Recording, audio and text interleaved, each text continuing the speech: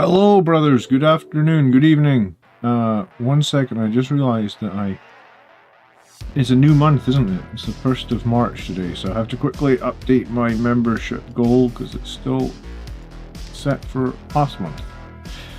I should have done that before I went live. I am indeed an idiot. I can't remember how you update that. All widgets. That's what we're looking for. Membership goal. What was the goal last month? 15 memberships. No, it was 10 memberships and we got 15. Wow. Thank you so much. Oh, look, here we go. Of course, somebody becomes a member before I set the goal up. God damn it. But thank you so much for becoming a member. This is the March membership goal. March membership goal. We're looking for 10. How many days in March? 30? 31. 03, 31, 2025. 2025. 25 years since the millennium. Crazy, huh? There we go. Crazy Cat Guy, thanks so much for becoming a membership. You'll do it again, goddammit? Okay, well, you can become a member in April. Cool, so I am going to be throwing some more paint at my Sanguinor. There's a lot to do in this model. I might jump around some other models as well, but let's start with maybe some Mephiston Red. Can't beat the Mephiston Red, can you? Yeah, we'll do some Mephiston Red, I think. Maybe like this shoulder pad. Maybe feet. Do you know what do I normally do Mephiston Red or do Evil Sun Scarlet on my Sanguinor? I need to check.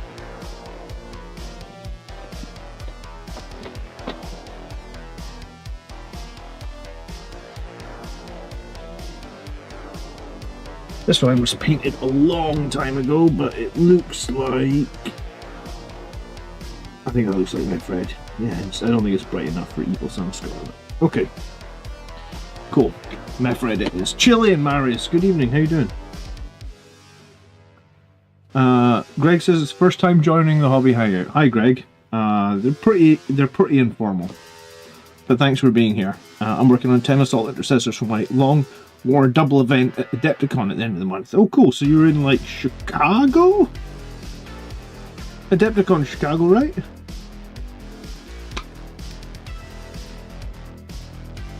Good evening, Eternal Crusader. Good evening, Jim. Well, this red is in. You're an Emperor's. You are now indeed an Emperor's Children player now, huh, Eternal Crusader? Was Emperor's Children pre-order this morning? I'm still waiting for my Eldar, man. I ordered them. Like whenever they went on pre-order. I ordered them, and I still haven't got it. They moved it this year, so where the hell is Adepticon this year? It's Milwaukee. Okay. I'm not very good with American geography, so I don't really know where Milwaukee is. I've never been, but I have been to Chicago. But yeah, my American geography is generally pretty bad.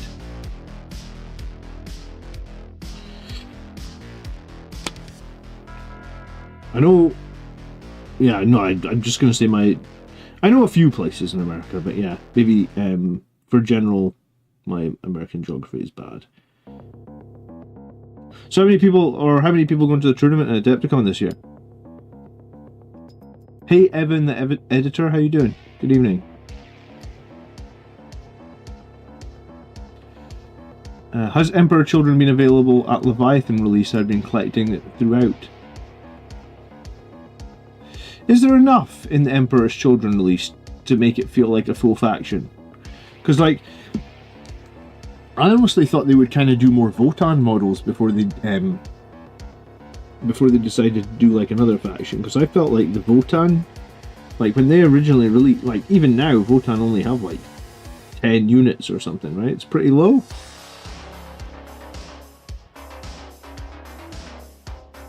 So I really thought they might do more Votann models before they brought out another faction, just to like flesh out the range of the Votann, give their players some choice. Greetings from Germany. Oh, you scared the crap out of me. What are you doing coming in here?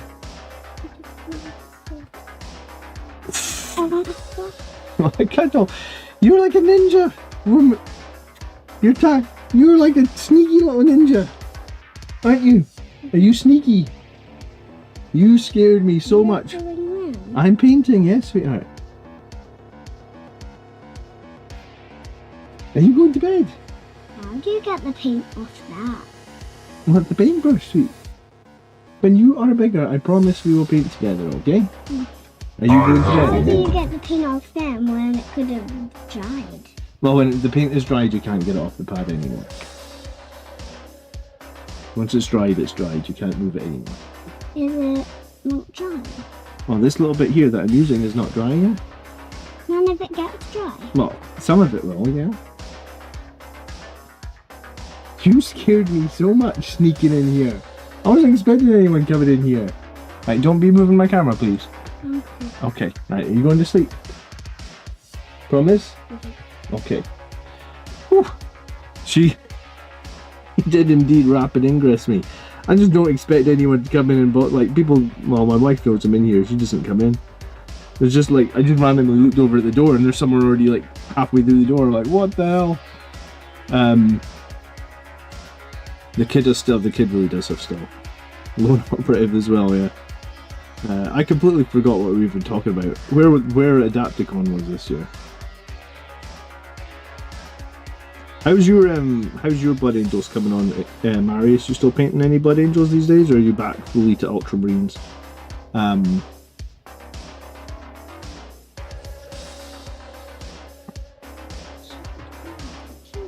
Someone shut the door in your bedroom. Right.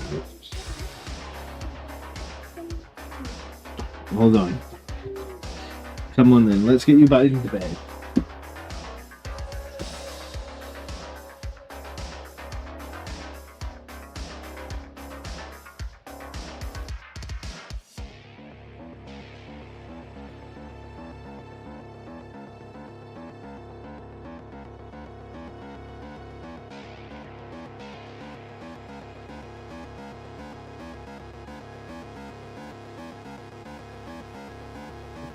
Well, close this one, is that better?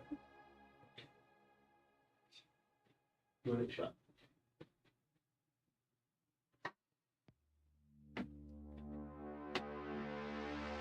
Okay.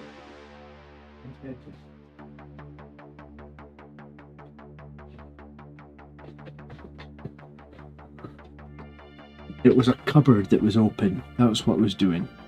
Good evening. I guess if there's a cupboard open, she thinks there's maybe a monster in the cupboard or something. We've let her watch Monsters Inc., so it's probably something like that.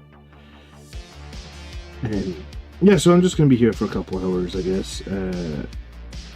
Working on a few of the new Blood Angels pieces that I've been playing on the stream.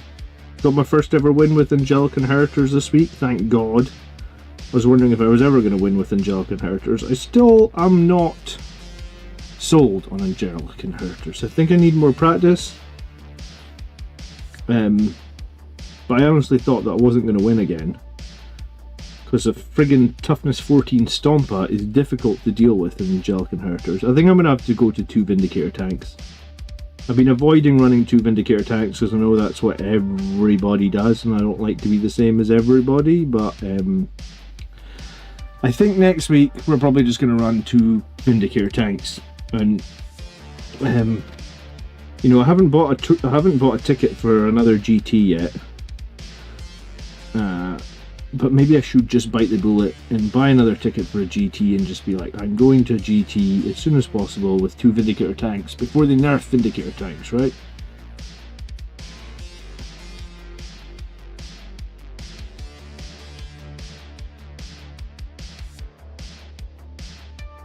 Did I decide if I'm going to the Grampian GT? I looked at how many people were, like, it said that there was like 10 or 15 tickets available. I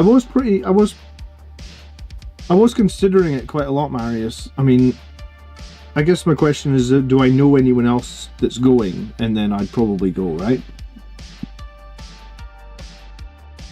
Sean's been running 2 Vindicators and Repulsor. I was thinking I was going to run 2 Vindicators and Ballistus Dreadnought. I was thinking that might be my combo. So I've got something at least that's got long range, which would be the Ballistus Dreadnought, and then the Vindicator tanks. Like if you run 2 Vindicator tanks, how often do you like? I typically, when I run one Vindicator tank, I typically always reserve it. If you're running two, do you reserve both of them, or do you just reserve one of them, or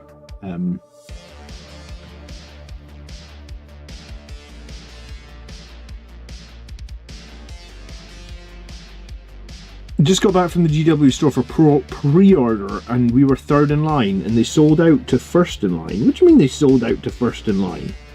What, like they only had like one box? Like what the hell is that?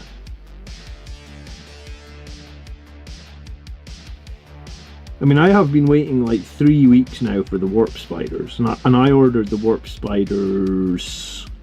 I think I ordered them on the I think I ordered them on the day that they were up for pre-order, so I must have ordered them like 5 weeks ago now, maybe. I didn't order them first thing in the morning because I wasn't entirely sure how much Eldar I was going to buy. I did order them on the launch day. Maybe at like 2 in the afternoon or something, and now here I am 5 weeks later just waiting. The pre-orders as of late have been rubbish in terms of like,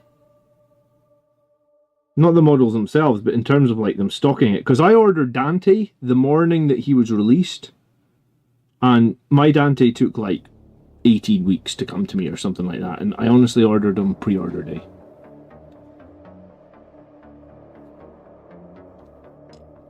Rallis is going to Adepticon, so it seems like a few people here are going to Adepticon this year, huh? How big is the tournament at Adepticon this year? Like, how many players do we know? Or does anyone in chat know?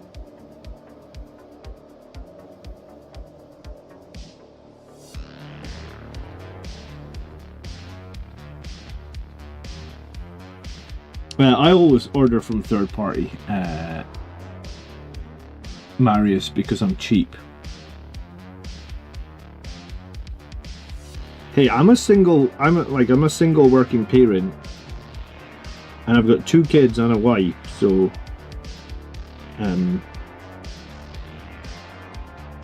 you know, like if I can get something, like if I'm spending $100 on models and I can save 20 quid, I save 20 quid every single time. I know I probably shouldn't, but I do.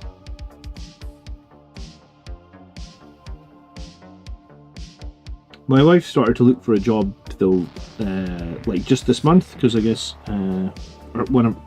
only in January, well, 2 months ago now, only in January did our second kid start nursery full time. So maybe in the future, if my wife has a job, then I might order from Games Workshop, but at the moment, no, I always order from third party to try and keep the cost down.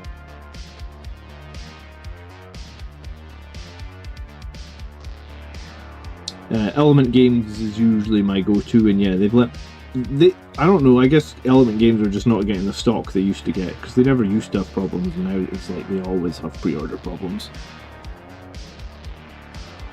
Oh, you're playing doubles at Adepticon? Well, good luck for your doubles. I'm sure that'll be fun. Doubles is a bit more chill than solo, right?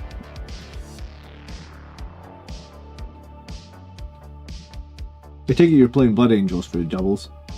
Good day, Andonius. How are you doing, buddy? You well?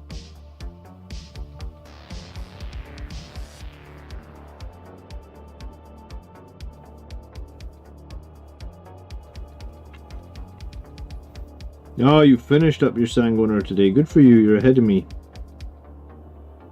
To be fair, I only started using the Sanguinar since the Grotmus detachment was released. So I've got the Firstborn one. But I guess I've only just started using this Primaris one. Blood Angels and Knights. That's a cool combo.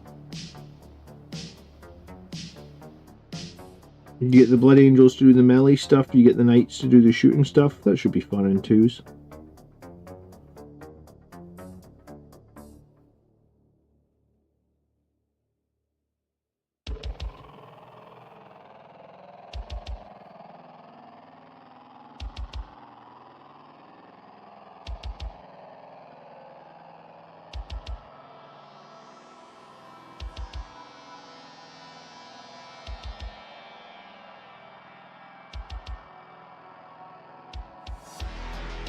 So I was checking out the Elder Codex this week for the first time, and definitely looks a lot more balanced than it was at the start of the edition. The fate dice mechanic is completely gone.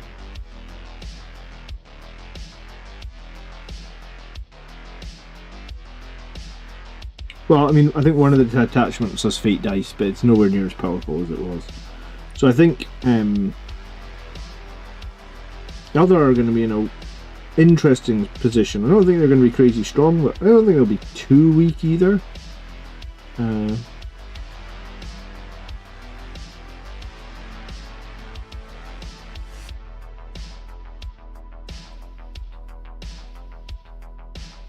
have to say, as an average painter, I liked my Sanguinar helmet better than the GW helmet. Did you actually put the head that came with him on the model? Because I didn't use the Sanguinar's head. I used that's the captain, the Blood Angels captain that came in the combat patrol. That's his head I used.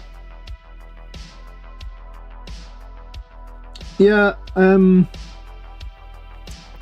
Fugan looks pretty cool. Fire Dragons look pretty cool. What else looks good in the Elder Codex? The Avatar still looks very strong. The Incarn still looks pretty strong. So there'll be a video coming out on the Grots channel on Thursday this week.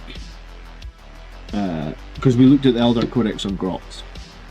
How are the Element Game brushes? I like them a lot. I think they're good value for money. These are my, like, for painting detail, the Element Game character brushes, they're my go-to brushes. Yeah, I've used them for years at this point. I like them a lot.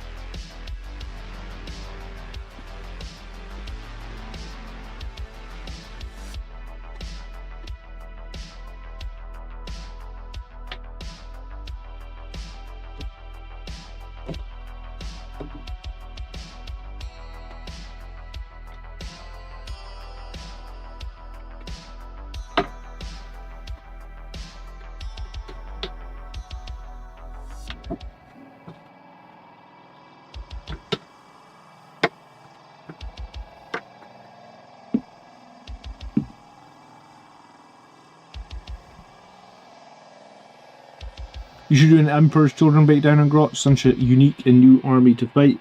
Well, if somebody buys the book on Grots, we'll probably do it, or maybe we'll get a PDF or something. Is it overkill to run a 10-man brick of assault intercessors led by a captain and a sanguinary priest? Yes. I don't think it's that good a combo, Sean, honestly. Because you're paying a hell of a lot of points for it, and it's really just chain swords, right? Like, I think it'd be better running lots of little units of, like, jump intercessors. I think, like, you could probably run 3 units of 5 jump intercessors for less points than the captain, the sanguinary priest, and 10 assault intercessors, and I think the 3 units of 5 will be better, and they will be less points as well.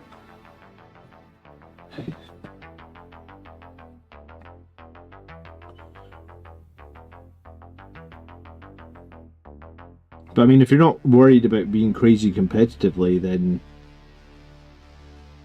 and you're just trying to have fun, then maybe the Sanguinary Priest's an okay option. I don't think he's super competitive right now. Not really. He's too many points. I don't know why they don't bring him down in points. He's like 90 points. He should be like 65. I think if he's 65 points, you might start seeing him in lists. At 90 points, he's got very little chance. Because I think he was 90 points when he had a jump pack. It's like they basically took the jump pack away from him and kept him at the same points cost. And it's like, well, of course he's not going to be... People aren't going to run him because he's compared to what he was before, right?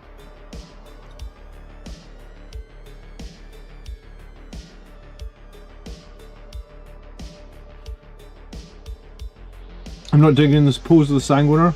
How do you guys reckon a conversion of Astrath with a sword would go at tournaments? I don't think anyone would really care. I think that would be totally fine if you converted them. I think as long as you're clear with your opponent before the game what model is what or whatever is, no one really cares. WYSIWYG is somewhat dead these days, at least, it seems like.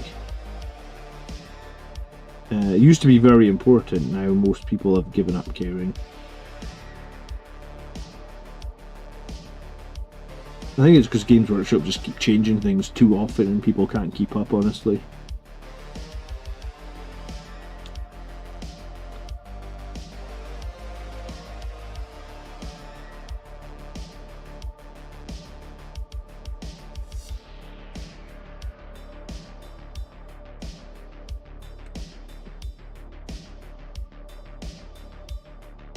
Oh yeah, I mean, if they let the priest go with Blade Guard, Chase, I agree. Yeah, I think he would be great. I don't know why the hell he can't go with Blade Guard. I think that would be a really interesting combo, and I think it would be one that Blood Angels players would probably use quite a bit.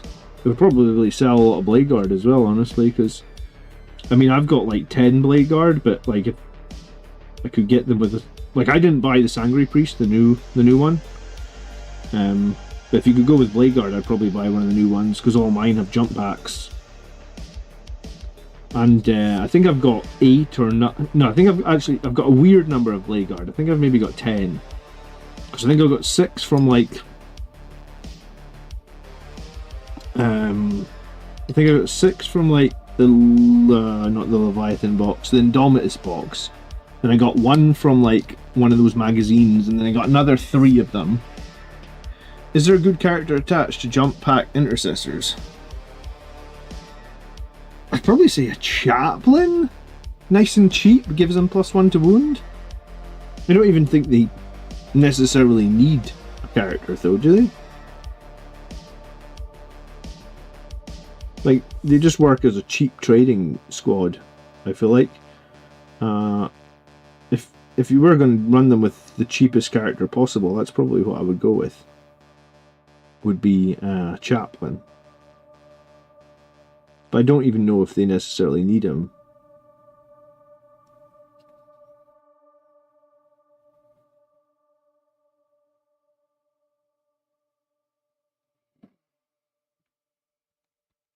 There are a lot of units that should be able to take lead Blade Guard, yeah, I guess. Sangre Priest needs to be 75 even if he leads the Chaplain. At 80 points the Captain will always be better. Yeah, probably as well. The Priest's a weird one, right? Like,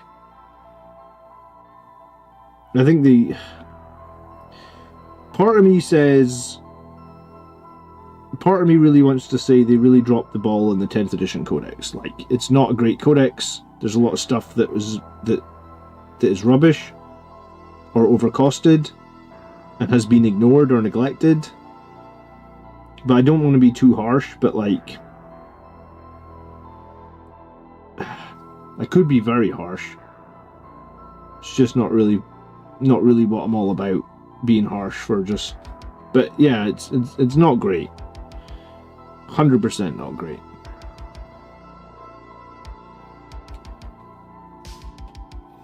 10th hasn't been a good edition at all. I disagree. I think 10th as overall has been a good edition. I don't know if you remember in 9th edition where everybody had their individual faction secondaries, and there was like just really bad internal balance between the faction secondaries. In fact, like, you go to a tournament and it was just like, oh well, Necron are just winning this tournament because all their secondaries are super easy to score, and you had like Knights and Necrons in 9th edition just scoring 100 points in every single fucking game, right? Like, their secondaries were just too easy to score and just too reliable, and they were just doing that in every game. So in that sense, I think the 10th edition rules and changes have been very good, because we don't have that anymore and we have much more internal balance, and I think that the randomness of tactical objectives is good. So I would say 10th edition as a whole has been good, just maybe some armies or their codexes have not been good. Any Space Marine army that has an individual Space Marine codex that ends up playing the fucking Gladius detachment is an example of our codex is bad. If our codex is bad enough that we have to play Gladius, cough, Blood Angels for like a year, Dark Angels even now, then I think that it's more about the codexes that are the problem as opposed to necessarily the 10th edition rule set, right? But hey, we could, I mean, if I don't know what your beef with 10th edition is, Eternal Crusader, but that's my opinion.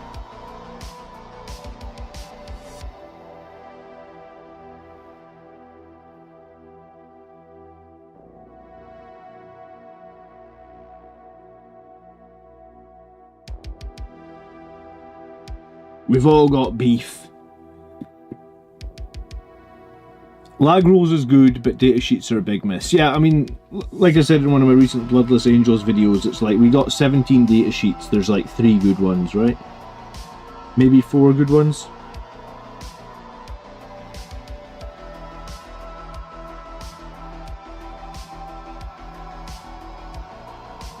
I know that they're supposed to have like focus testers for the different rules and stuff. You know, like people, like there's supposed to be testers that see the rules and get to play them beforehand. Wait, super chat, who is it? Santi21, dude, thank you so much for the $5. Very cool to see a super chat from someone that probably normally doesn't do super chats, or somebody new. I appreciate it. If Games Workshop have full control, if Games Workshop have full control to fix it, how would you make the Lost Brethren less the worst thing ever? I just want it to be viable.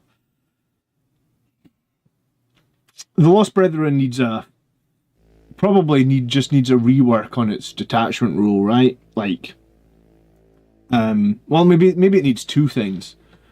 Santi, one is it needs to get rid of the fact that you need to have about 6 chaplains on the table to make that detachment viable. So that's a problem. Like, Death Company in that detachment maybe should just have OC by default, and they don't need to have chaplains running around. There's another miss in that detachment as well, that like all the enhancements go in the Death Company characters, not the chaplains, and you have to take the chaplains, so you can't really take all the Death Company characters. So they need to fix that as well. And the third thing is the detachment rule sucks. Like, you get no bonus until all your guys start dying.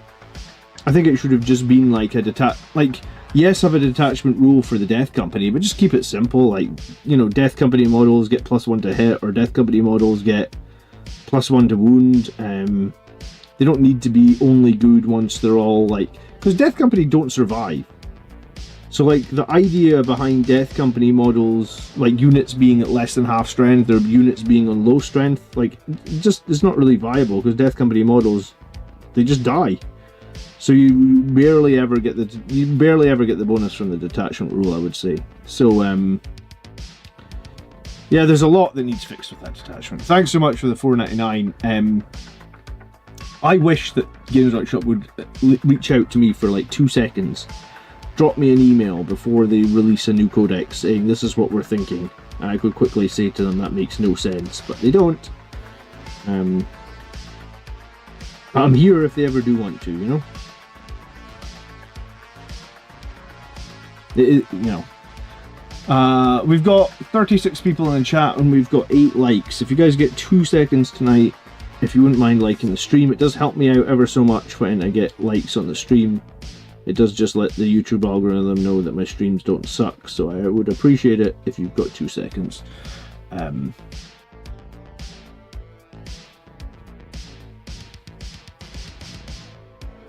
I feel like 10th edition GW is rebooting and resetting armies. Yeah, I mean, like, look at Eldar. It's like they literally range refreshed a ton of stuff and then Legends and everything else, right? So yeah, 10th edition has been a reboot in certain ways. I agree with that.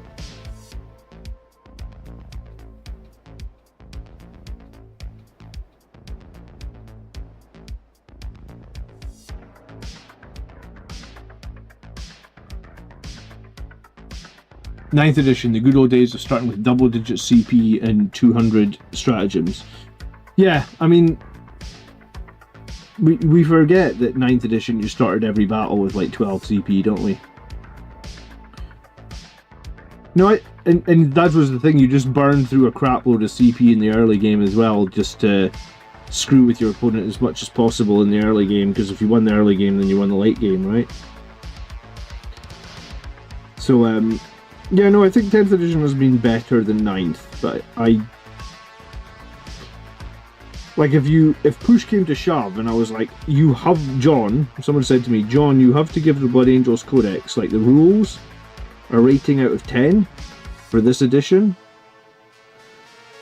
Not the Space Marine Codex, because we've got some really good units in the Space Marine Codex, right? Like, we've got Vindicator tanks, we've got Blade Guard, we've got Jump Assault Intercessors, we've got Company Heroes. Like, I use a lot of those units.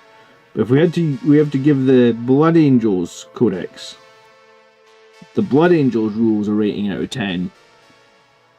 I don't even know if I give it a 5, man. Like, Dante's decent. The Sangregard are decent. I don't see a lot else in that codex that, like,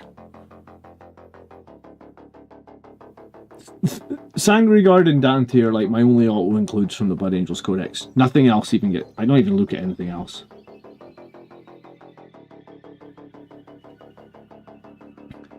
It never feels good to feel like your army was simply nerfed upon getting your codex. Yeah, you're right, William. But yeah, I kind of agree with like what Santi was saying here, in that like it's really bad to have 2 detachments and you only get 3 detachments in your codex. 2 of them for Blood Angels get literally 0 play. Like, nobody plays them. Like, they're just bad detachments. Like, what else is there to say about them? Lost Brethren, terrible detachment. I've never even been tempted to build a list. I've not seen anyone use it. I've seen like a couple of quirky lists that people have sent me, but like nothing that I could look at and go, wow, that looks like a strong list. An Angelic Host, nobody uses Angelic Host. It's not a melee detachment and we're a friggin' melee army. We already had like 5 shooting detachments in the Codex Space Marine. Why did we need another shooting detachment in the Blood Angels Codex? I'm new, but the opinion I have gathered from the internet is we lost too many cool and useful units.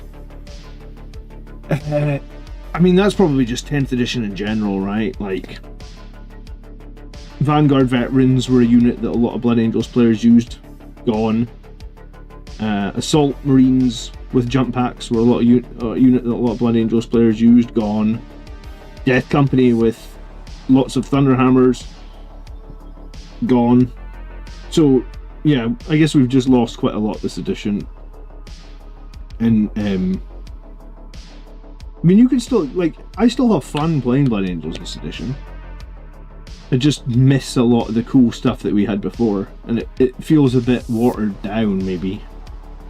But maybe, I mean, that is... I was going to say, that is the state of 40k in general at the moment. Everything has been watered down a little bit, I feel like.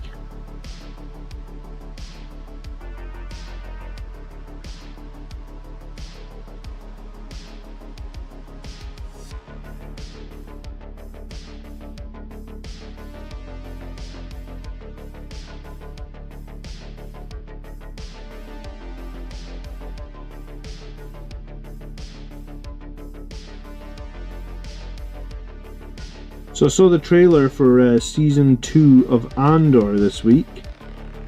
I must say I am very excited about that. I've kind of like not been watching any of the new Star Wars stuff on Disney. We tried to watch that Acolyte show, I couldn't get into it. I fell asleep in like one of the early episodes and then never went back to it. But I saw the trailer for Andor and I'm very excited. I liked Season 1 of Andor so much. I think Star Wars is just better when it's like, you know, the Rebels and the Empire. None of the prequel stuff, none of the sequel stuff. So I'm excited about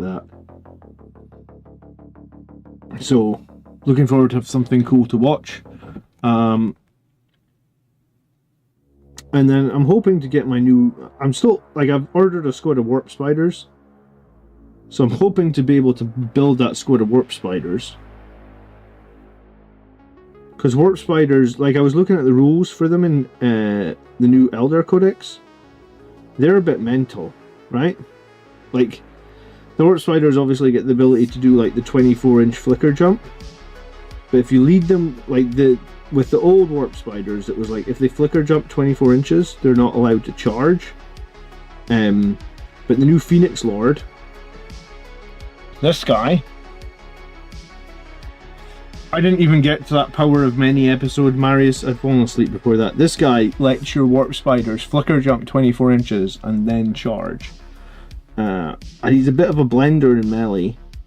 And one of the warp spiders can have 4 power... Well, it's like... They're maybe not called power swords because they're Eldar swords. But he can be... The warp spider X-Arch can have 4 power swords. Or... I forget what they're called. But he can have 4 of them.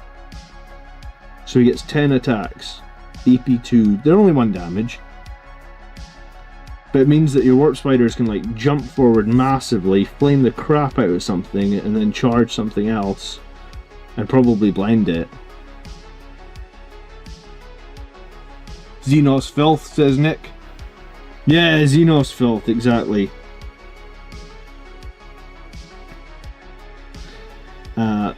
The guys on the podcast were giving me a hard time because they were like, John, you bought that Eldar army 2 months ago, when are you going to play it? I was like, I have no date on playing it yet. I want to get those warp spiders and I want to paint that guy as well. So, at some point I will play Eldar on the channel. How do you find playing Assault Intercessors instead of Lag? I'm new to 10th edition, but Angelic Host seems easier to play because of the reliability. Do you know what? I actually think it's maybe the opposite. I found Liberator Assault Group super easy to play compared to Angelic Host. And the reason that I think Liberator Assault Group is super easy to play is like, if you take cheap units, like Jump Intercessors, Outriders, Scouts, you can do Intercessors on foot, you could do Vanguard Veterans. When you charge in Liberator Assault Group, it's so easy, right? Like, everything just gets +2 strength, which means everything wounds really effectively. So, like, and everything can be cheap, right? You can charge with, like, 90-point units of Assault Intercessors, you can charge with, like, 80-point units of Outriders, and you just kill shit like crazy in Liberator Assault Group. So I actually think... Shane says, since the new Blood Angels Codex came out, I've played Orcs. Shane, thanks so much for the $2. Yeah, that's not what you want to hear, right? Like, new Codex came out and people just going away from the faction because things aren't great. But yeah, I actually think Liberator Assault Group is arguably easier to play because it's just like, oh, Liberator Assault Group, you just take lots of cheap units, you just trade them, you just throw them forward. They all do a bunch of damage, they all pick up enemy units. Liberator Assault Group, in my opinion, is much easier to play than Angelic Inheritors. Because if you're struggling with Liberator Assault Group, it's like, oh, well, these 5 Jump Intercessors can just about contest any objective, and, I don't really care if I lose them because they only cost 90 points, so I can just put them in a really bad position as long as I kill an enemy unit. I feel like it's a good trade, you know? Whereas Angelic Inheritors, every unit is usually... your units that are reliable are all led by characters, which makes them expensive, which means if they start to die, it feels painful. So, it's an interesting point that you think Angelic Inheritors is easier, because I think it's actually the opposite.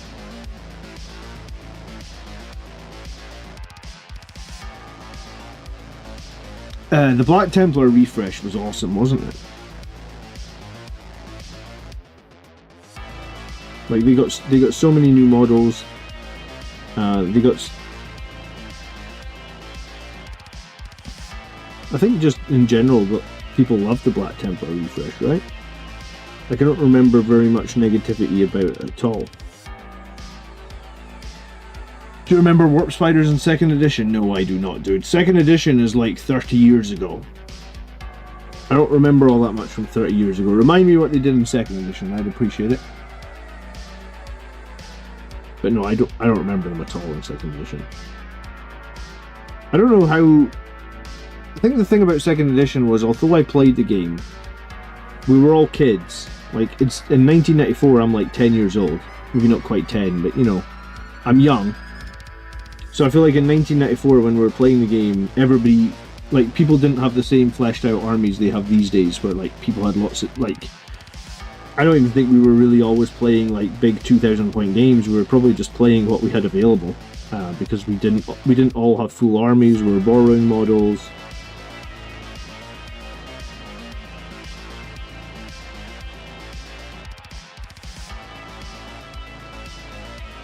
Chase says lag makes everything else punch up with the detachment buffs instead of strength 4 baby chain swords. Yeah, exactly. Lag just makes every single unit punch at strength 6. So even units that don't normally punch anything, like company heroes with their strength 4, will just punch up because of Liberator Assault Group. Liberator Assault Group isn't... I don't want to say it's an easy detachment to play, but in some ways it is, because it's just like you just have one objective. You're like, I need to charge you with everything. And if I charge you with everything, everything will punch really, really hard, because we get +1 attack and +2 strength. So, in my opinion, Liberator Assault Group is easier to play than Angelic Inheritors, for sure. I have no idea what models, if any, we're getting in your Codex. I would say the Black Templars are going to get one new model. I think they will not release a Codex without one new model. I think that's... because you got your refresh last edition, you get one new model this edition.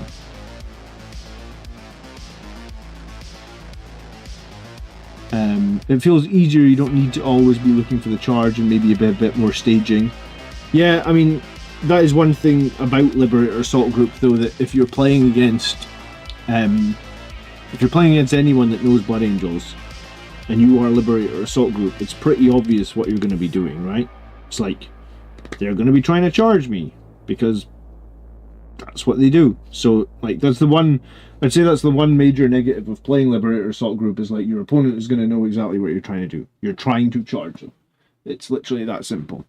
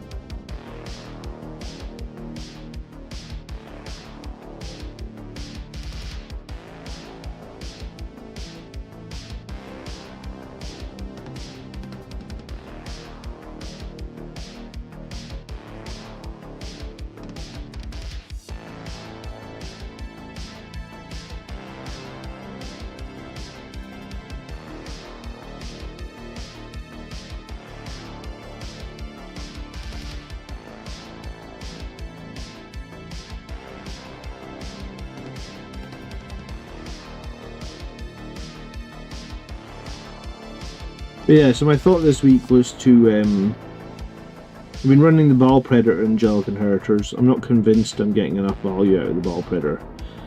So I think maybe what I'll do is I'll drop the two Predators that I'm running, the Ball Predator and the regular Predator. So I think the regular Predator is like 130 and the Ball Predator is 135. So that'll free up like 265. So I think of that 265 points I'll free up, I will put in a Vindicator tank, because they're so useful and reliable and they scare people. So then I'll have 90 points left over. So when I have 90 points left over, I usually just instantly think about Blade Guard, because I like 3 Blade Guard and I like to throw them away, or like the ability to have like a really cheap trading unit that I know will kill stuff. I feel like Blade Guard with their strength 5, EP 2, 2 damage swords do just kill stuff. But then the other thing about my Angelic Inheritors list is I do not have many Jump Intercessors in that list. So I was like, oh, let's go to Jump Intercessors, might be pretty useful. The thing about Jump Intercessors and Angelic Inheritors, I'm not led by a character. Feel like they, like Chase just said, they're strength 4 baby chain swords. So I'm like, I don't know if I feel like there's all that much value in strength 4 chain swords. I mean, I know they can do mortals on the charge, and I know they're kind of fast, but like, Blade Guard can kill stuff, because they can still reroll 1s from their Sword of the Emperor rule. So they just, yes, they don't have as many attacks, but they probably feel like they might be more reliable. You think jump intercessors would be the take? Just as a cheap trade unit, you think? I mean, jump intercessors are always useful. Just in that detachment, I felt like maybe just a unit of Blade Guard would be useful too. But do you know what? The one thing I do like about having jump intercessors is it's another unit that can easily go into reserve. And there's a lot they can do from reserve, right? Like actions and or scoring.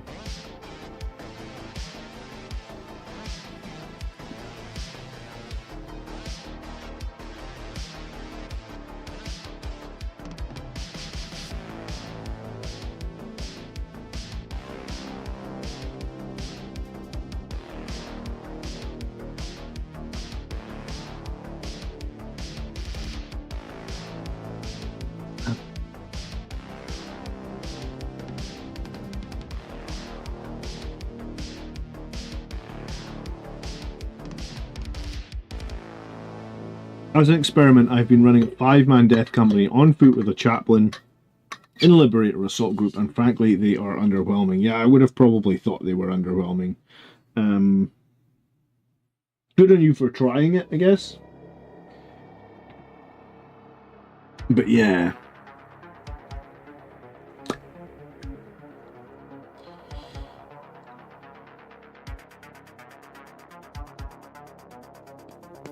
You only get one Eviscerator in a 5-man? Sanguinar is meta chasing on Tuesday night. What does that mean, Sanguinar? What are you running that is meta chasing?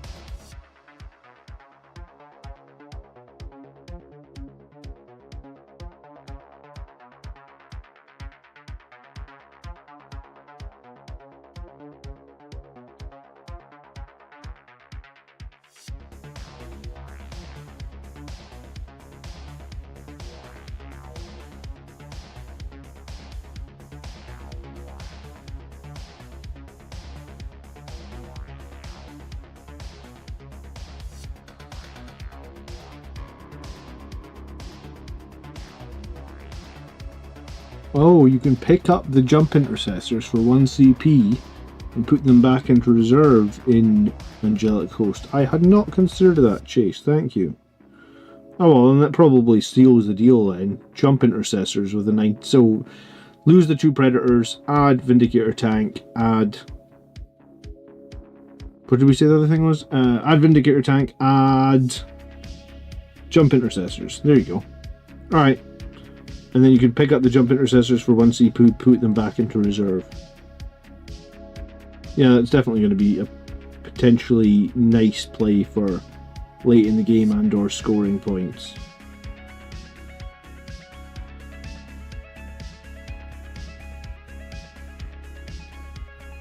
Hadn't considered that. That's why I'm still... I mean, I guess that's why I'm still learning Angelic Inheritors.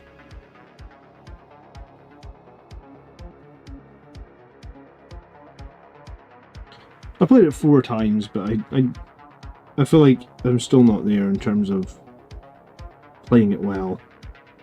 I kind of usually feel like I need to play a detachment like 10 times to be feeling confident, and also to feel like I'm not forgetting my rules too often.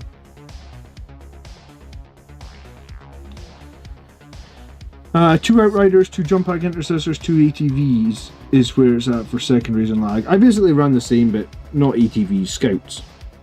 Scouts are better than ATVs for secondaries in my opinion.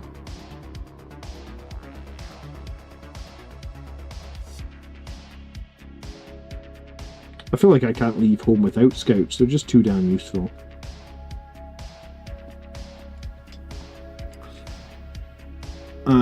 Death Company seem too expensive for competitive game styles. Hillstormer yeah, I mean, Death Company are just too expensive at the moment. They need a points drop. It's kind of weird that they haven't had one. Sometimes Games Workshop do this, where they just sort of forget to give a unit a very good points drop. Oh,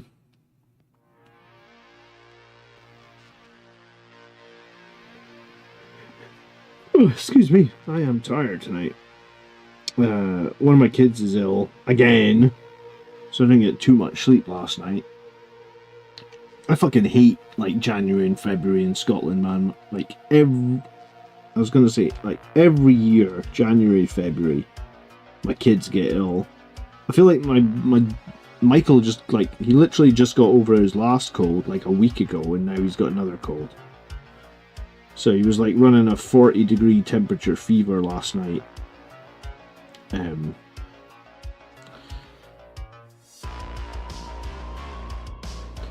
So it's like, oh, for goodness sake. So and it was all, if the kids get ill like that, it's always 50-50 if I get it. I was planning on playing Chaos Demons on Wednesday night this week. I haven't had Chaos Demons on the channel for a while. So I was hoping to play Chaos Demons this week. Assuming I don't get the cold, we'll be playing. If I'm ill, though, I guess we'll play it next week. Bro, I'm envious of the bad times with kids. I want to be a dad so bad. Well, yeah, maybe I shouldn't complain, but yeah, no, I guess part and parcel of having the kids is they get ill a lot. But good luck on the journey to becoming a dad. Me and my wife were basically at the point where like we had an appointment at Infertility Clinic, which is like the clinic that you get to go to if you've been trying to have a kid for like 18 months and nothing's happening. So we had an appointment at the Infertility Clinic the same morning that we got pregnant, basically. So, I mean, basically I think what happens is we've given up trying because we're like, oh right, we're not going to be able to have kids. We're going to have to go and see about getting like IFV or whatever it's called. And then when you stop stressing about it, that's when you actually end up, that's when the pregnancy actually happens. So like, when you're stressed about not getting pregnant, you can't get pregnant. When you stop stressing about it, you'll get pregnant straight away. So I think we just stopped stressing because we're like, alright, we're just going to have to go and figure out how we do the freezing of the, well, not freezing of the eggs, but artificial eggs or whatever we call it.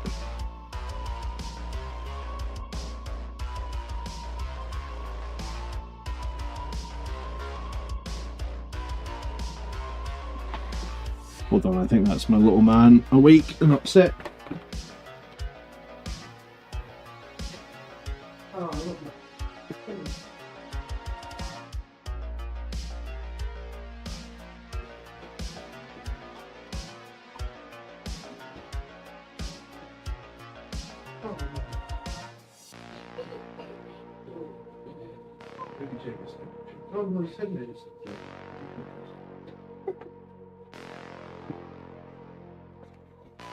Shouldn't have started speaking about the kids. He woke up, eh?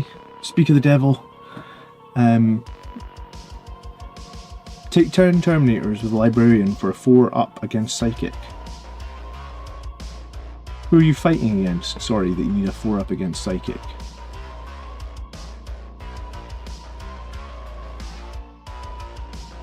The number of friends that gave up on having kids, got a dog, and then the kids come. Yeah, that's usually what it... I honestly think when you're stressing about having kids, you can't have kids, because that's literally what happened for us. We were stressing. And I guess when you're stressed, you've got hormones and stuff that prevent you from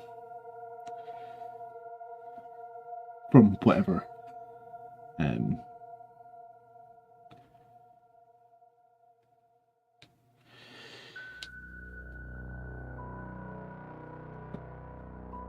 So good luck, Miguel. I'm sure it'll happen. I'm sure you'll get there.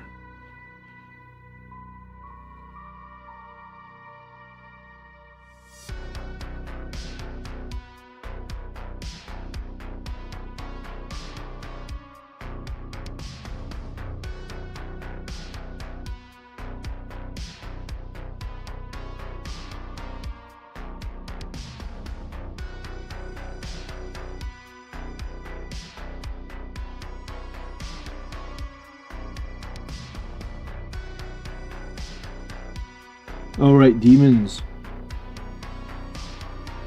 I wasn't really going to tailor my list. I don't like making tailored lists, because I think if you make tailored lists, like, you can't, you know, if you tailor a list and you go to a tournament and you end up losing because you've tailored to beat a specific army. I like to just build lists that I think are generally strong. Generally. As opposed to like trying to take a specific unit to fight a specific army or faction or something like that, right?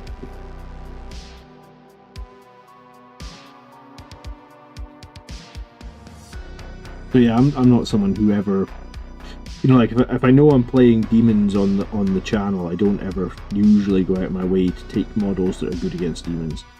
I just keep working on like general lists that I think are generally good, or they generally work for my style. That's the one thing I don't like about Angelic Inheritors, you know that? Because like in Liberator Assault Group, you've got that one stratagem that's like you can just get 5 up against mortal wounds for 1 CP, which can be super clutch, you know, if you're getting mortal wounds thrown at you, or characters getting precisioned, or anything like that. And Angelic Inheritors just has nothing. So like when mortal wounds come at you in Inheritors, you just have to suck them up and take them, and that's one thing that I really don't like, I guess, because in Lag, at least in Lag, you've got that one sort of like, oh shit, here come a bunch of mortal wounds, let me at least get rid of some of them.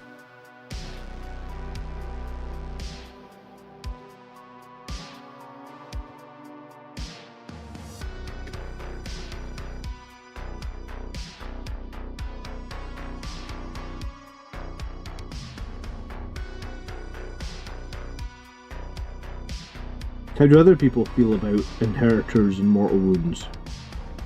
Like, do you actually try and put something in the lit, like, or you just suck it up?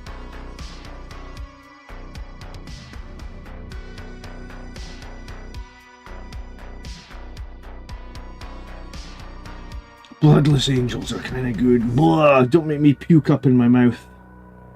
I made a video on Bloodless Angels like 2 weeks ago, you know that, right?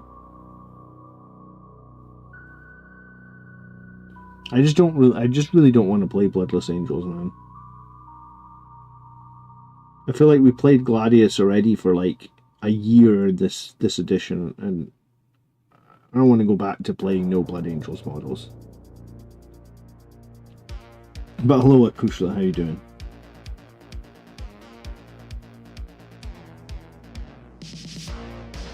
I mean, it's great that some people are finding success in Bloodless Angels. Like, if you're finding success and you enjoy it, don't let me stop you, but I really just don't want to play it. It's the same like if you said to me, like, John, how do you feel about playing, like, say, Gladius? I was like, I don't want to play Gladius. I did it because I had to do it, because Sons of Sanguinius was dog shit. But did I want to play Gladius? Probably not.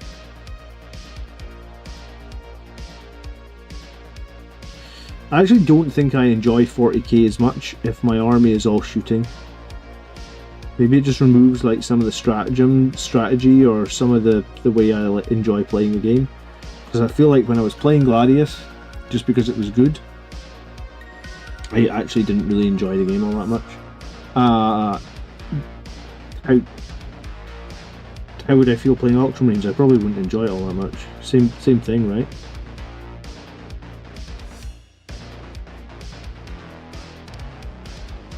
Maybe it's just I'm used to the way that the Blood Angels play, and I don't want to change. Maybe.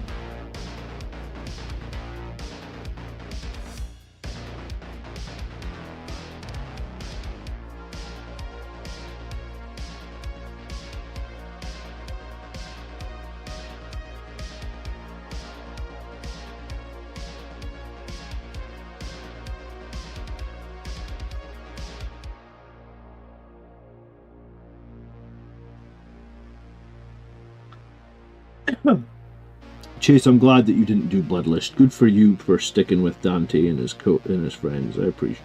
I think that's the best way to do it. Lag's decent, man. But like we said earlier, like Lag with Space Marine units is probably decent.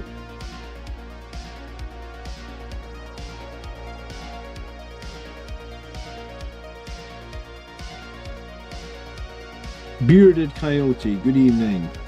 I'm glad I could catch a stream. I just sat down to start painting on the Crimson Lord Redemptor Dreadbits. Oh, that's cool, dude. I've built a Crimson Lord Dreadnought, I just haven't painted it yet. I'm waiting for them to give the Ballistus Dreadnought some good rules, and then maybe I'll think about painting it.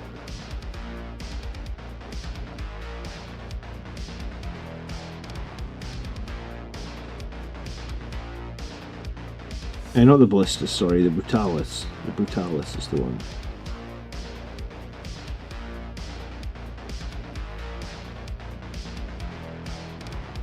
I'm usually here most Saturday nights. I'm usually here most Sunday nights.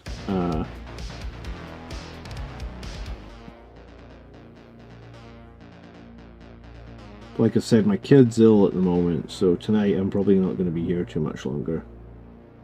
Like another half an hour or something.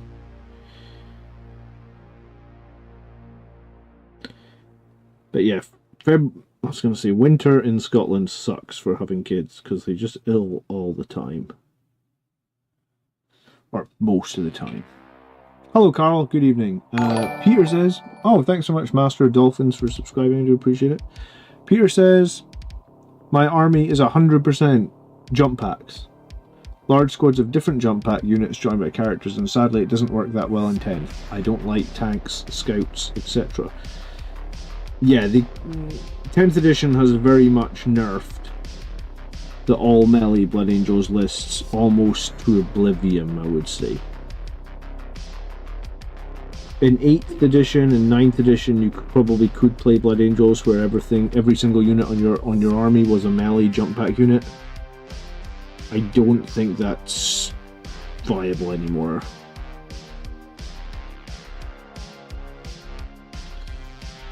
So if that was what you really enjoyed the most, then I guess you need to get back to the drawing table and think about some units you're going to add to it going forward to try and become a bit more viable.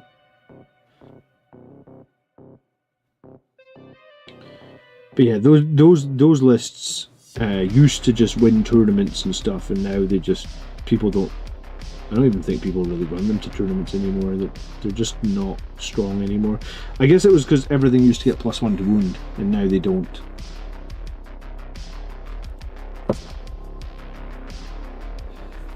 Bloodless Angels is just a red colour scheme for Ultramarines. Yeah, I mean, that's part of the reason that I don't want to run it, right?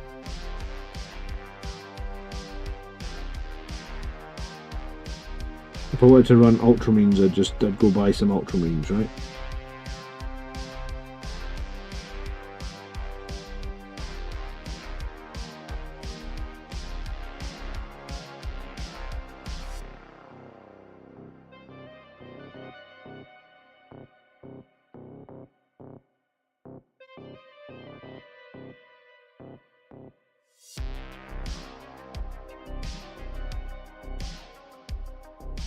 What's the slander against Ultramarines? I don't know if it's necessarily slander. It's just more the fact that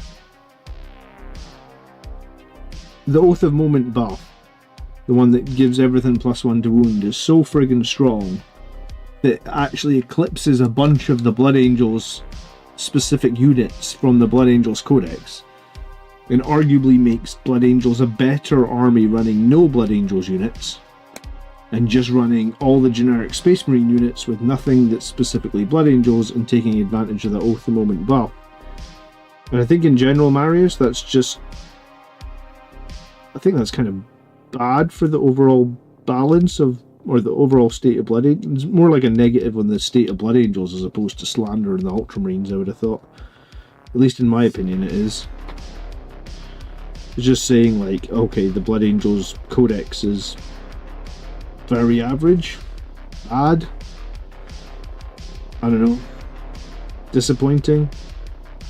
There's a lot of ways you could look at it, I guess. When Bloodless wins a Super Major, I'm all aboard. You realise it was second out of like a 350 player Super Major, right? Master Dolphin says, just wanted to see Death Company be viable. Yeah, I mean, I think most people want Death Company to be viable again. It's a little bit silly that they're it's a little bit silly that they've been completely passed over and just like left in sort of a terrible state of limbo where they are not great at all. They were great, and now they're not. You know, they were in every single list for a year. I guess, if here's the thing, if a unit's in every single list for a year, then Games Workshop's probably going to change it so they're not. And I guess that's exactly what happened. I bought the Death Company Battle Force, and they're getting painted red. Yeah, I mean, it's a sad state of affairs, isn't it? I bought the Death Company Battle Force, haven't assembled the Dreadnought, haven't assembled any of the guys on foot, haven't assembled Lamartes. I've assembled Astrath, but I've not bothered painting him, because why? He doesn't get into any of the lists. And of the 10 Jump Death Company, I assembled 2 to make them with Eviscerators. I started painting them, then I realised that even with Eviscerators, Death Company kind of suck. So the 2 with Eviscerators are like half painted, half based. I'll come back to them, I guess, if they get some upgrades, but for now they're half painted. And they're the only 2. So basically, in that box of, what was it, like 26 models? 20 guys on foot, the 2 characters, and the Dreadnought. Or maybe it was only 23 models. I've assembled 3 of them, and I've painted like half of 2 of them. That's how competitive that box is. Massively uncompetitive, I guess. Because most of my painting is always based around, is this unit going to be in my army, and is it a competitive unit? And then that's what I paint.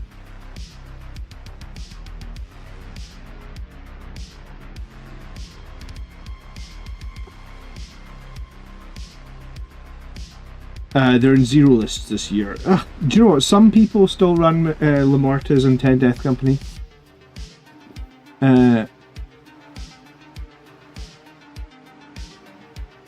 Some people do run Lamartes and 10 Death Company, but I think it's few and far between.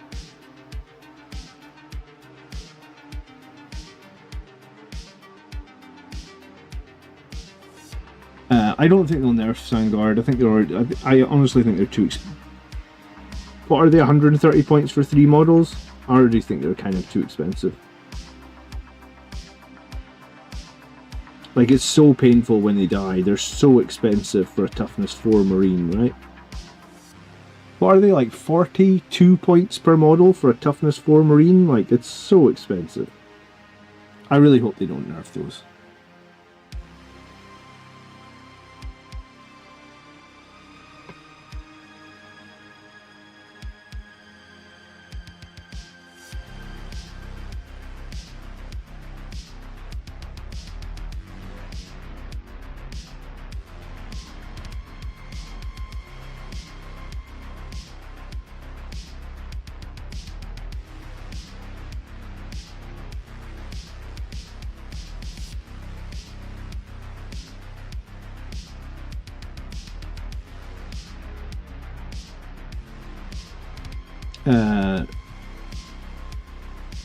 Scum says, I only just came back to the game and I can't justify opening my old boxes of Death Company or Libby Dreads.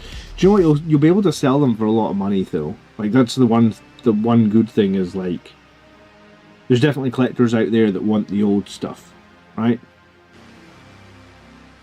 Like, I saw some of the Death Company, the Firstborn Death Company kits selling for like 2 times retail because you just can't get them anymore. And I guess maybe not now, but in the next couple of years, yeah, I feel like you'll be able to sell Librarian Dreadnoughts pretty expensive because you just won't be able to get them. And collectors, there's a lot of people in the hobby that don't play the game but like to collect, and they'll want those models. So I don't think you'll have lost out, so to speak. But I guess if you were buying them to put in your army, then I guess sure you've lost out.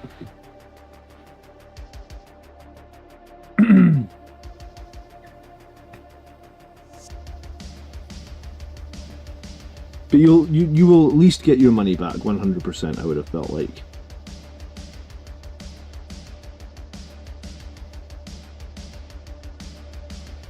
when they had announced the new Death Company box, but it wasn't really available for pre-order, and there were some places still selling the old models, and there were some like eBay sellers still selling bits of the old models. I went and bought a bunch of those old bits, and they were expensive anyway, but that was before they went batshit crazy expensive. Because like people that have the old Death Company shoulder pads and stuff and the helmets that you just can't get anymore, they're worth a lot of money now. If they're unopened, brand new on sprue, you'll make some good money on them 100%.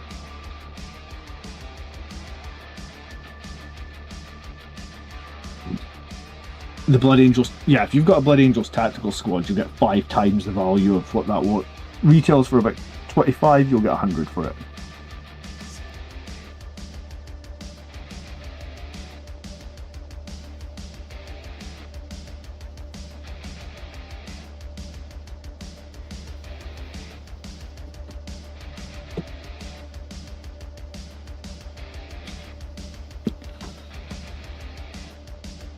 Making a little bit of progress with this guy. Slow and steady wins the race, as they say.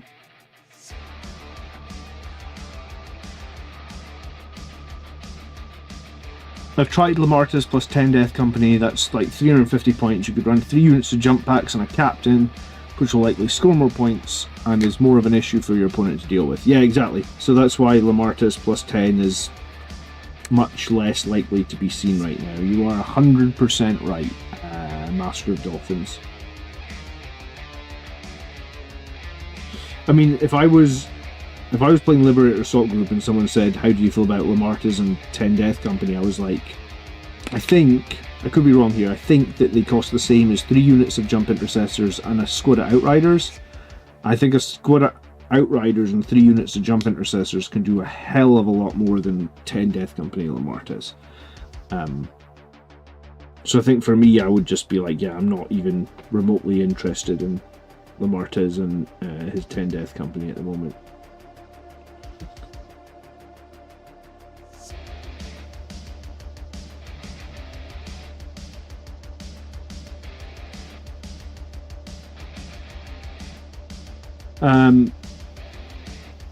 Good evening, Go For It Painting. How you doing?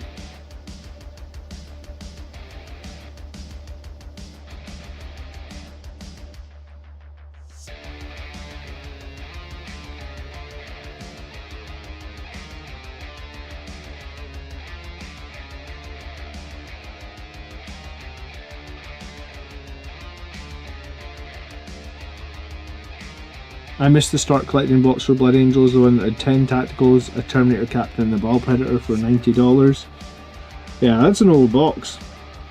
I actually never owned that box, but yeah, it was like a classic, wasn't it? Maybe one day they'll come back on made to order, I guess.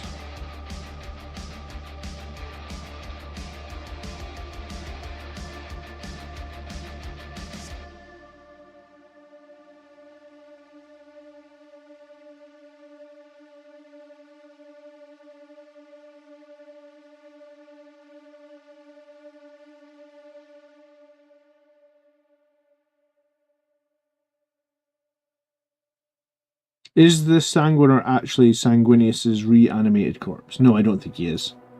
What are you personally running? Lag or Angelic Inheritors? So I was at a GT like in January. I think it was like the middle of January, maybe like the 18th of January, and I ran Lag. And I liked my list. I feel like I played really well. And while I didn't finish top 5 or anything, one of my games was literally like a 1. Was like basically like 1 dice roll that it could have been a win. And one of my other games, which was like basically the 2 games I lost, were super close. I could have possibly won both games I lost, and if I'd done that, then I would have been 5 wins, 0 losses, and I could have finished way high in the rankings for that. So I played Liberator Assault Group to a GT in January. I really liked my list. The videos on the channel, the breakdown of all the games is on the channel. I really think Liberator Assault Group has potential for like winning tournaments or winning events. I'll play it again.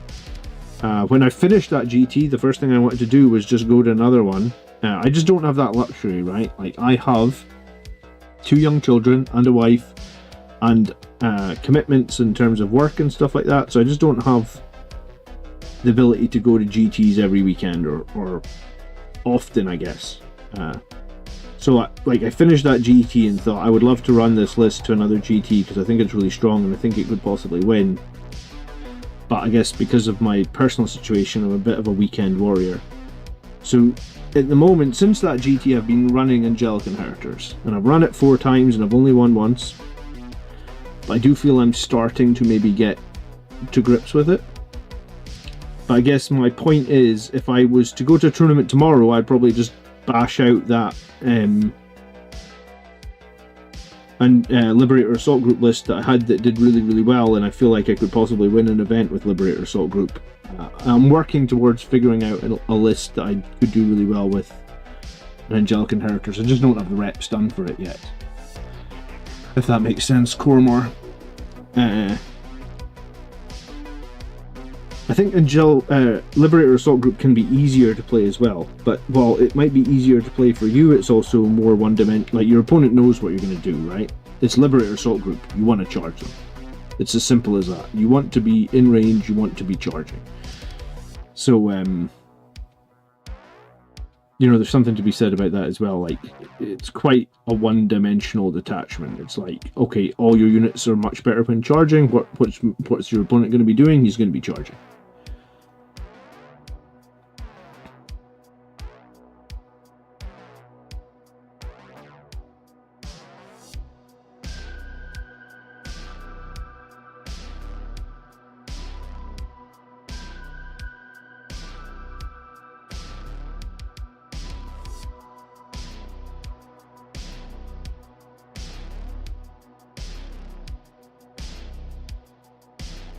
But I think both detachments have merit, and it's just probably about practicing and figuring out the list that works for you and all that sort of good stuff, right?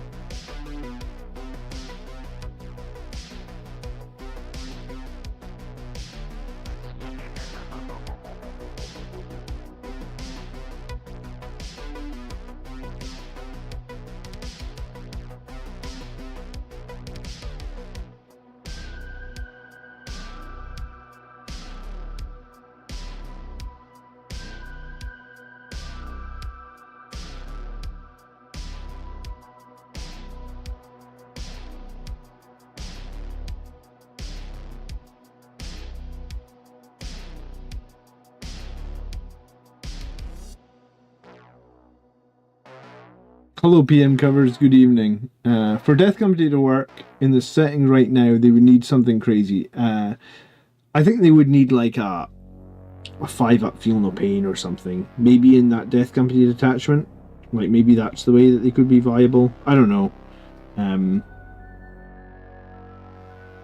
Like, they're a hell of a lot more expensive than Jump Intercessors, and I don't even know if they're hardly any better, I guess.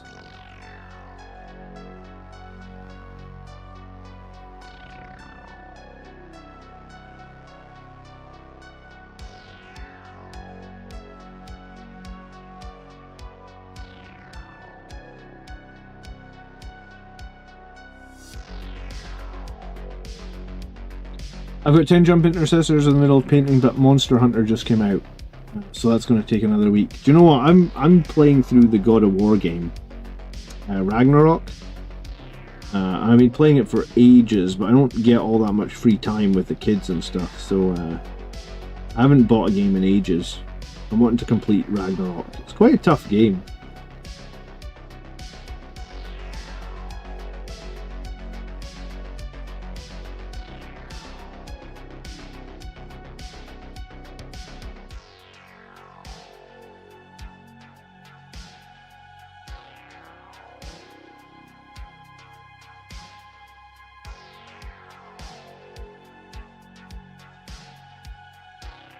Give them a 5-up Feel No Pain and give them a 100. I don't know if we'll get them like Jump Death Company. Let me think about this for a minute. Jump Death Company at the moment get what? 1 Power Fist, 1 Eviscerator, and they're 130 points. Is that right?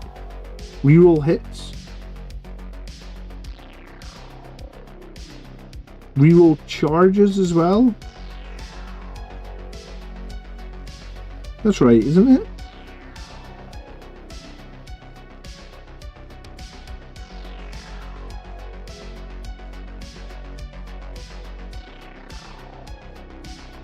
That's where you've been. You've been playing World of Warcraft, Marius. Fair enough.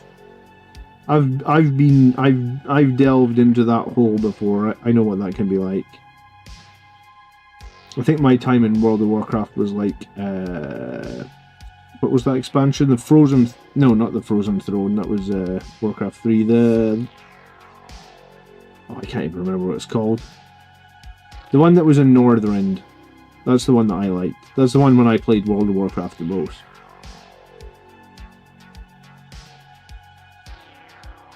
It's like the Return of the Lich King? Wrath of the Lich King, that was it. That was it. Thanks, yeah. Been a while since I played that one. I was a Death Knight, I liked that. Do you have any tips when deep striking jump assault intercessors? I'm wondering how to improve the charge success. Yeah, I made a video, Hillstormer, called like Jump Infantry Masterclass. That's the name of the video. Occasionally I make masterclass videos on my channel, and I'm very generous. I give them away for free, whereas other YouTube channels maybe would charge you for their masterclasses. So just search like Blood Angels Commander Masterclass, and you'll find my video on how to use jump infantry. I think it'll probably called like Jump Infantry Masterclass or something. If you really like it and you think there's tons of info in it, you can, you know, I've got a Patreon. You can give me like $1 a month or something, you know, but you don't have to. I don't really lock any of my content behind paywalls or anything like that. But yeah, the Jump Infantry Masterclass one is a good one for learning how to use jump packs as best as possible. It took me 13 years to quit the first. And how long have you been playing Warcraft this time round, Marius? I think the last time I was playing Warcraft seriously was when they first released Classic, which I think was 2017. I played it for a little while.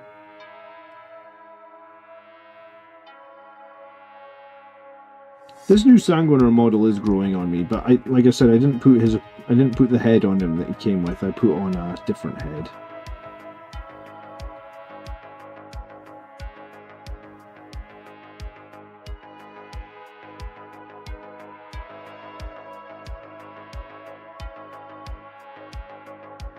Can we fit Land Raider into Angelic Inheritors? I mean, you can fit anything in. I just think Angelic Inheritors is probably best with Vindicator tanks for the sustained hits, right? Like, what are you putting in a Land Raider that makes it exciting? Here's a really dumb question, right? Like, normally, I put a red knee pad on my left knee of my units, and then that's usually where I put some sort of like heraldry. Would that be dumb to give the Sanguinar some heraldry on his left knee pad? I'm guessing it would be. It's sort of a thing that I do in all my models.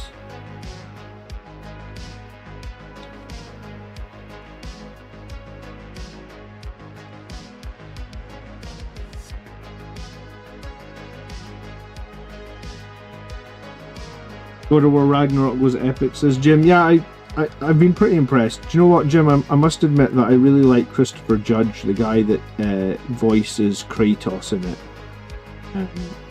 I liked him in Stargate SG-1, but I think he's done such a great job of Kratos. I really like it.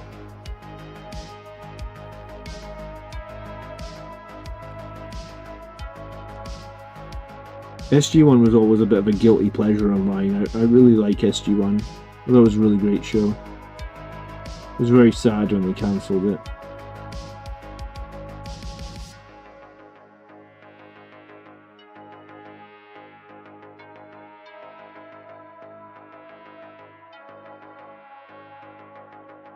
Give him a 9 on his knee?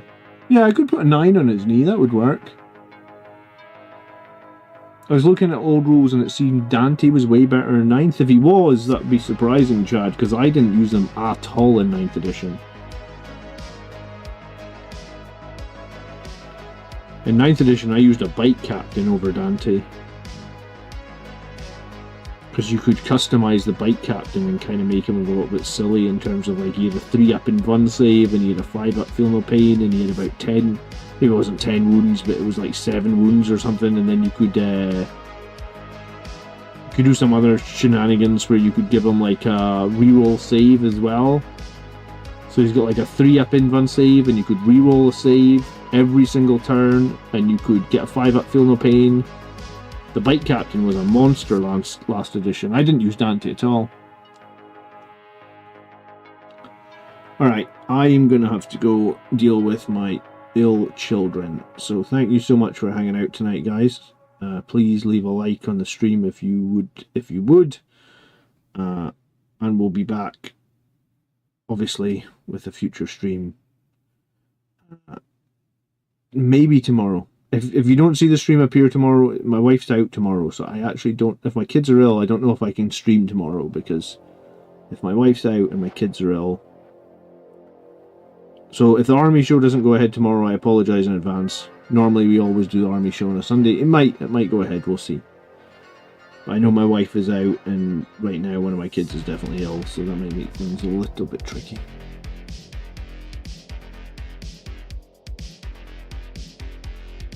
But yeah, hopefully Wednesday night we'll get Chaos Demons on the channel, so that should be good. Yeah, this model is growing on me a lot. Do you know, now that I've got some paint on it, I'm actually really liking it. I didn't like it when I was making it, and I certainly didn't like the head, but it's growing on me a lot. Oh, the beam perdition pistol. Do you know what? The beam perdition pistol was interesting, Antonius. In practice, it very rarely had any value, right? Like, it looked cool on paper, but I feel like in all the times I played Dante in 9th edition, that beam thing came up like once. It was like, definitely felt like it was quirky at best.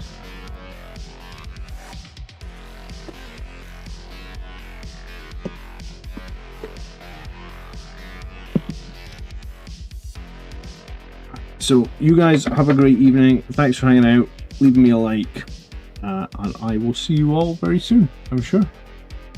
Got lots more to do in this guy, but yeah, do you know what? After initially not liking his new sculpt, I think I like it a lot more than the original now. Maybe some people still don't like it, but I like it. Alright, have a nice evening. Take care. Thanks for watching.